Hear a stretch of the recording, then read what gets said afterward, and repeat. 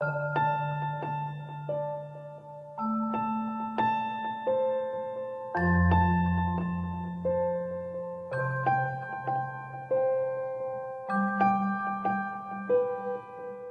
Family's goal is solve all the needs of each family according to their specific requirements, whether it's financial needs, it's emotional needs, it's psychological needs, it's medical needs, whatever it happens to be. One Family's job is to take a complete wholesome look and understand what they need and what we can do for them.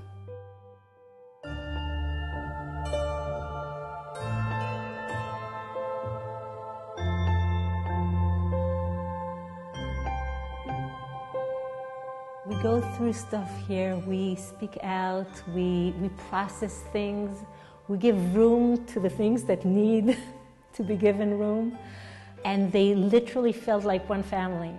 The people who were helping ranges from orphans who lost both parents, people who were injured, bereaved parents, bereaved siblings, widows and widowers, a tremendous amount of services, support groups, get-togethers, weekend retreats, psychological help, emotional help, being there with them, a lot of being there and letting them know that they're not alone.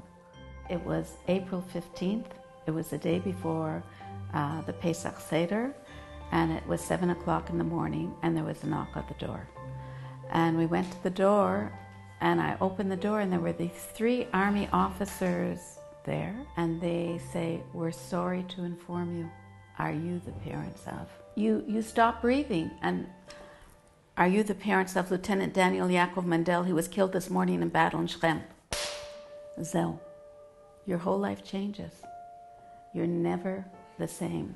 Daniel was 24. He was single. He was gorgeous. He was brilliant. He was popular. He was very, very committed to his soldiers.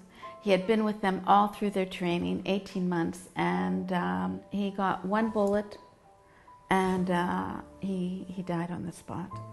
I'm from Canada. I grew up in Toronto. With Daniel's death, we're no longer new immigrants.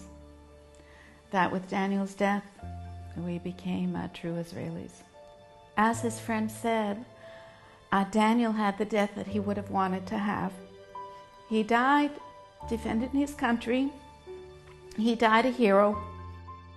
I used to work as a nurse in the hospital. I was waiting for them, and they didn't come. My husband picked up my son. In the middle of the way, the Arabs threw a big stone on the car, and my husband died from this stone immediately. And then the car falling down, and my son killed. In this time I was pregnant. 4 months after that, I got birth to a baby girl, and her name is Orit.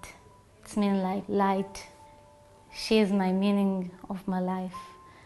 I'm telling her all the story, and she had a father and a brother, and how amazing they are. And in this time, my son and my husband was all my family. And I'm trying to do my best, but no, it's very hard. I have 3 children, Amit, Noam, and Dido. Amit fell in Tzuk Eitan. He was 21 years old.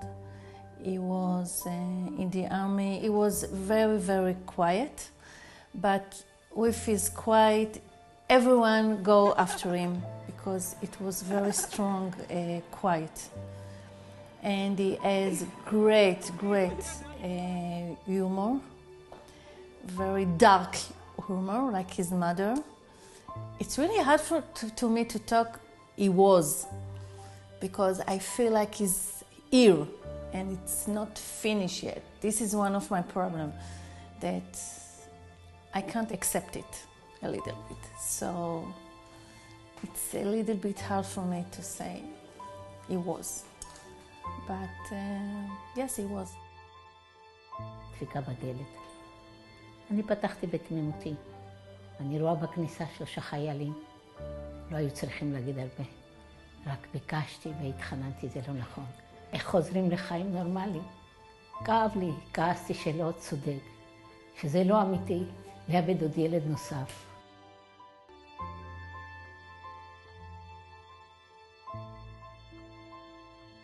Erev Pesach, we're on the way to my parents, to Kiryat Arba. Baruch, my husband, saw the terrorist and he shouted me, "Terrorist!" And I've got 5 children and they were in the car in the back. I'm hearing shooting and shooting, 45 bullets. Baruch was killed straight. I was very, very injured. I took the steering wheel and I ran away from the terrorists and they shooted and shooted and shooted. I called the police. It was very, very quiet. I can't even... I'm going back to what happened and it does me beginning to cry. My son, that was 8 years old, he was injured. His leg was bleeding on his head. I remember looking on Baruch, I noticed straight that he's dead. I tried to breathe him, to do something.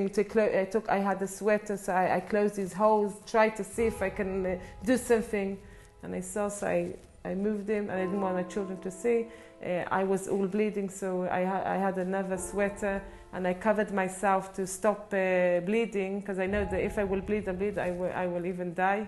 And I know my children need a mother. I know the father dead. I said I will be strong. I will go up. Baruch was a very special man, really. We were 22 years together. When this happens in your life, you no longer relate to your friends the same way. Your friends don't relate to you in the same way. You're always on edge. Can I be happy? Can I smile? Should I be crying? Well, OneFamily provides a new social structure for each age group and each particular tragedy that happened to them to be able to form new friendships with people exactly like themselves, and therefore it can be a deep and real and a sincere friendship. They can cry when they want, they can laugh when they want, and the other person knows exactly what they're feeling, right? And understands that you have to be happy sometimes, and you're allowed to be happy.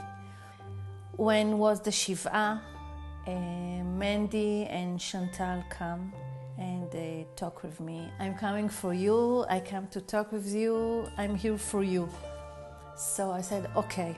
When I was in hospital, they gave me strength to get up, and I know that if I need something, I've got mishpacha achat once a week, and I feel they hug me, they give me, and with them I can speak. I met Mindy. She was like my angel. I used to come to her. They helped me to meet people and talk, and basically I'm very Mindy, she's my best friend. והגעתי בעמותת משפחה אחת, ששם מצאתי את הנחמה.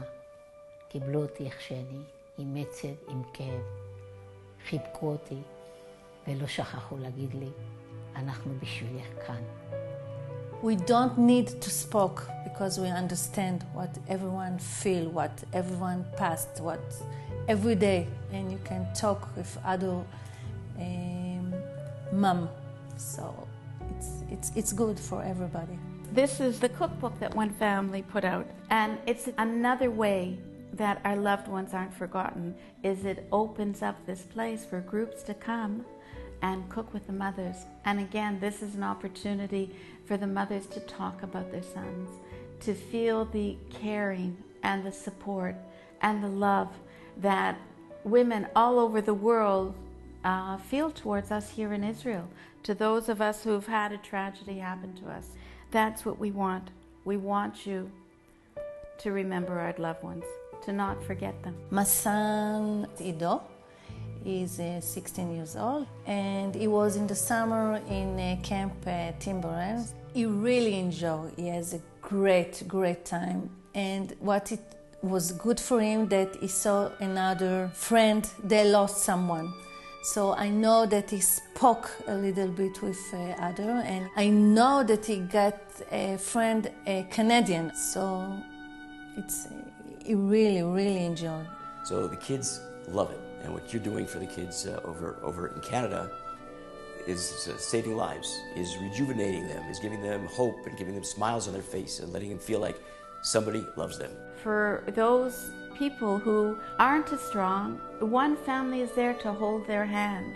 whether they need counseling, whether they need help with their kids, whether they need a big brother for their kids, whether they need somebody to give them an understanding, a treat.